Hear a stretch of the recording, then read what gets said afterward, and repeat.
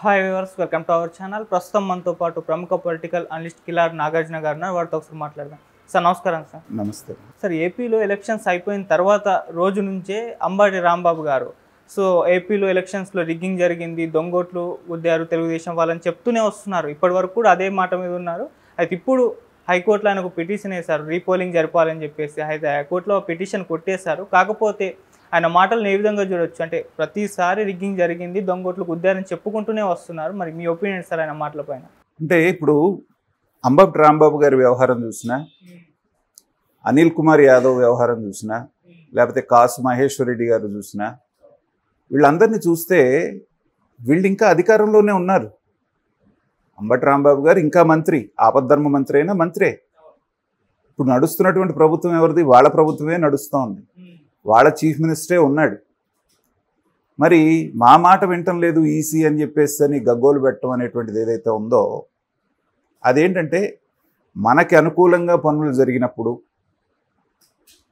అదంతా బాగా పనిచేస్తున్నట్టు, మనకి అనుకూలంగా కాకుండా వ్యతిరేకంగా జరిగినప్పుడు అదంతా బాగాలేదు అనేటువంటి వాదన ఏదైతే ఉందో అది పసలేని వాదన.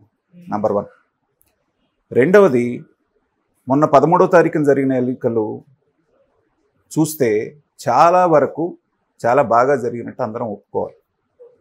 175 నియోజకవర్గాల్లో కేవలం ఒక 2-3 నియోజకవర్గాల్లో తప్పితే చాలా ప్రశాంతంగా జరిగింది. వైఎస్ఆర్సీపీ తెలుగుదేశం పార్టీ ఒకళ్ళనొకళ్ళు తిట్టుకొని వాళ్ళు చేసుకున్న దాడులను చూసినప్పుడు చాలా హింసాత్మకంగా ఉంటుందేమోనని చాలామంది భయపడ్డారు. కానీ చెదురుముదురు ఘటనలు తప్పితే మిగతా అన్ని చోట్ల ప్రశాంతంగా జరిగితే అందరూ బాగా ఊపిరి పీల్చుకున్నారు. తర్వాత అంబటి రాంబాబు మినిస్టర్గా చేస్తున్నాడు. చాలా సంవత్సరాల రాజకీయ అనుభవం ఉంది, దగ్గర దగ్గర 30 సంవత్సరాల అనుభవం ఉంది ఆయనకి. ఈసీ అనేటువంటి దానికి సర్వాధికారాలు ఉంటాయి.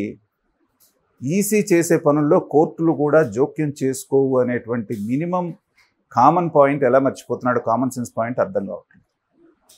మీకు ఇంతకు ముందులాగా బ్యాలెట్ పేపర్లతోటి కనుక జరిగితే రిగ్గింగ్ జరిగింది, వాళ్ళు వేసుకున్నారు, వీళ్ళు వేసుకున్నారని చెప్పి ఆరోపించడానికి అవకాశం ఉండేది. మీకు ఇక్కడ ఈవీఎంల ద్వారా జరుగుతాం.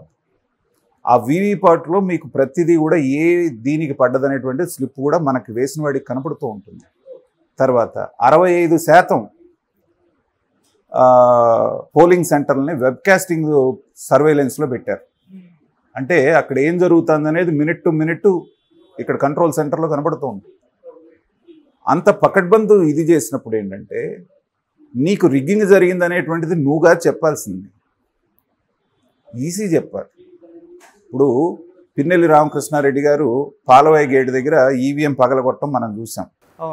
ఈవీఎం పగలగొట్టినప్పటికీ కూడా దాంట్లో ఉన్న చిప్పు డ్యామేజ్ కాకపోవటం, దాంట్లో ఉన్న డేటా అక్కడ ఉన్నటువంటి స్లిప్పుల్ని టాలీ చేసి చూసినప్పుడు 2 సరిపోవటం, అట్లాగే పోలింగ్ ఆఫీసర్స్ వాళ్ళు ఎవరైతే ఉన్నారో వాళ్ళు ఇప్పటిదాకా ఎన్ని ఓట్లు పడ్డాయని టిక్ పెట్టుకుంటారు కదా, ఈ 3 టాలీ చేసిన తర్వాత ఈవీఎం చిప్కి ఏమి డ్యామేజ్ జరగలేదు, ప్రజలు వేసిన ఓట్లకు వచ్చిన ఇబ్బంది లేదన్న తర్వాతనే వాళ్ళు రీపోలింగ్కి ఒప్పుకోలేదు. ఇది మినిమం కామన్ సెన్స్ పాయింట్. అలాంటిది ఏదన్నా ఉంటే ఏకపక్షంగా వాళ్ళని ఎవరన్నా నెట్టేసో పోలింగ్ ఏజెంట్లని బయటికి పంపించేసో దౌర్జన్యం చేస్తుంటే ప్రతిదీ కూడా అక్కడ రికార్డ్ అవుతూ ఉంటుంది. వాళ్ళు అవన్నీ పరిశీలించిన తర్వాత ఎలాంటి రిగ్గింగ్ జరగలేదని ఆ రోజు సాయంత్రమే మరుసటి రోజు చెప్పినటువంటి ప్రెస్ కాన్ఫరెన్స్లో ఆ ఈసీ మీనా క్లియర్గా చెప్పాడు. కొన్ని చోట్ల చెదురుముదురు సంఘటనలు జరిగినా కూడా ఆ ఓటింగ్ డేటా ఏదైతే ఉందో అది సేఫ్గా ఉండటం వలన మేము వెంటనే రీపోలింగ్తో పని లేకుండా పోలింగ్ కంటిన్యూ చేసామనేటువంటి ఇది క్రిస్టల్ క్లియర్గా కనబడుతూ ఉంటే ఏదో దారుణం జరిగిపోయింది రీపోలింగ్ అని పెడబొబ్బలు పట్టడం, ఆర్తనాదాలు చేయటం అంటే ఏంటంటే ప్రజల్లో పల్సన్ అవటం తప్పితే ఇంకొకటి లేదు. కోర్టులు కూడా ఏం చేస్తాయంటే ఈసీ ఒపీనియన్ తీసుకున్న తర్వాతే ఏదైనా నిర్ణయం చేస్తాయి. అంతేగాని వాళ్ళు ప్రశాంతంగా జరిగింది, న్యాయబద్ధంగా జరిగింది అనేటువంటిది భావించారు కాబట్టి ఏ ఇబ్బంది జరగలేదు. నంబర్ 1. జరిగిన పొరపాటు ఎక్కడ జరిగిందంటే ఎన్నికల అనంతరం జరిగేటువంటి హింసను పసిగట్టడంలో ఈసీ ఫెయిల్ అయింది, పోలీస్ డిపార్ట్మెంట్ ఫెయిల్ అయింది. ఎలక్షన్ అయిపోయింది కదా, ఇక అంత ప్రశాంతంగా ఉంటుంది అనుకున్నారు వీళ్ళు. కానీ ఎక్కడైతే మేము ఓడిపోతాము లేకపోతే మాకు వ్యతిరేకంగా ప్రజా తీర్పు వస్తుంది అన్న దగ్గర వాళ్ళు తెగబడ్డారు. తెగబడ్డప్పుడు గత 4.5 సంవత్సరాలు 5 సంవత్సరాలుగా అనేకమైనటువంటి దాష్టీకాలను భరించినటువంటి తెలుగుదేశం క్యాడరు మనం అధికారంలోకి వచ్చేస్తున్నాం అనేటువంటి ఒక ఆశ వాళ్ళకి కనపడటంతో వాళ్ళు ప్రతిదాడికి దిగారు. ఇప్పటివరకు 5 సంవత్సరాలుగా రాష్ట్రంలో ఎలా ఉందంటే ఏకపక్ష దాడులు జరుగుతూ ఉన్నాయి. కనీసం దాడి చేయించుకున్నాడు పోలీస్ స్టేషన్కి వెళ్ళి కంప్లైంట్ ఇస్తే కంప్లైంట్ తీసుకోకుండా వాళ్ళ మీదే ఎదురు కేసులు పెట్టిన సంఘటనలు మనం చూసాం. ఇప్పుడు అది పోయి ఎప్పుడైతే నిన్నటిదాకా తన్నులు తిన్నోళ్ళు తిరగబడ్డారో అది పెద్ద గొడవగా మనకు కనిపిస్తుంది. దాని మూలాన ఏంటంటే ఇది దేశవ్యాప్తంగా ఇప్పుడు మొన్న ఈవీఎంను పగలగొట్టినటువంటి సంఘటన అయితే దేశవ్యాప్తంగా ట్రెండింగ్ అయింది. భారతదేశంలో ఇన్ని రాష్ట్రాల్లో పోలింగ్ జరిగితే ఎక్కడ జరగనటువంటి ఇన్సిడెంట్స్ ఆ 2-3 ఇన్సిడెంట్స్ అయినా మన దగ్గరే జరిగింది. ఇంతకుముందు ఎలక్షన్స్ గొడవలు అంటే బీహార్ చెప్పుకునేవాళ్ళం, తుపాకులు పట్టుకొని తిరుగుతారు. ఇప్పుడు అక్కడ ప్రశాంతంగా జరుగుతున్న ఎన్నికలు ఒక రక్త బొట్టు కూడా బయటపడలేదు. మన దగ్గర మాత్రం గొడ్డలతోటిను వీటితో కొట్టుకొని సుత్తులతో కొట్టుకొని తలకాయలు బాగా కొట్టుకొని బ్లడ్ గారుతాం. సో ఎలక్షన్ తర్వాత జరగబోయేటువంటి హింసని పసిగట్టడంలో అటు ఈసీ ఇటు పోలీస్ డిపార్ట్మెంట్ కూడా దారుణంగా వైఫల్యం చెందింది.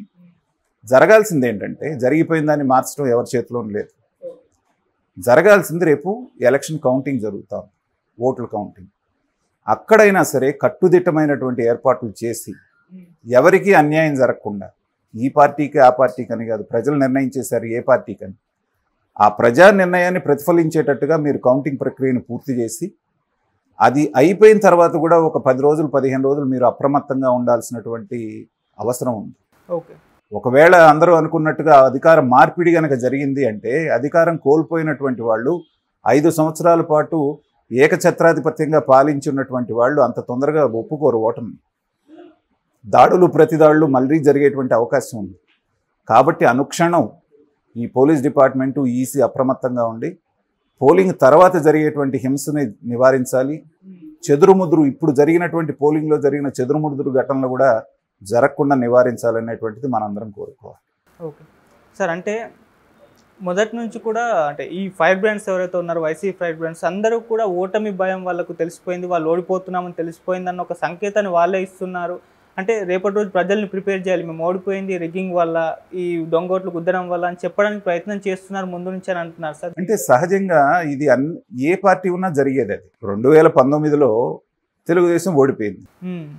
ప్రజలు మమ్మల్ని ఓడిచ్చారు కాబట్టి ఓడిపోయామని చెప్పేసి అన్నారా తెలుగుదేశం వాళ్ళు? చంద్రబాబు నాయుడు అంతటాడే నేను ఇంత అభివృద్ధి చేశాను కదా, నన్ను ఎందుకు ఓడించారు, 23 సీట్లే ఇచ్చారు, నాకు అర్థం కావట్లేదు అన్నాడు.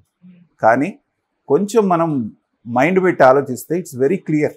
2014లో చంద్రబాబు నాయుడు గారు అధికారంలోకి వచ్చింది కేవలం 1.5% ఓట్ల తేడాతోటే. ఆ రోజున 6%, 6.5% ఓట్లు ఉన్నటువంటి పవన్ కళ్యాణ్ మీతో ఉన్నాడు, 2% ఓట్లు ఉన్నటువంటి బీజేపీ మీతో ఉంది. అంటే 8.5% ఓట్లు మీకు ఉన్నప్పటికీ కూడా 1.5% తోటి గెలిచారు. 2019కి వచ్చేటప్పటికి బీజేపీ మీతో లేదు, పవన్ కళ్యాణ్ మీతో లేరు కాకపోగా మీకు వ్యతిరేకంగా నిలబడి పనిచేశారు వాళ్ళు. పైగా 5 సంవత్సరాలు పాలించిన తర్వాత జగన్మోహన్ రెడ్డి నేను బంగారం మీకు పెడతాను అనేటువంటి పద్ధతులు అందరినీ ముద్దులు పెట్టి ఇచ్చేసినప్పుడు ఖచ్చితంగా ప్రభుత్వ వ్యతిరేకత అనేటువంటిది 3-4% ఉంటుంది.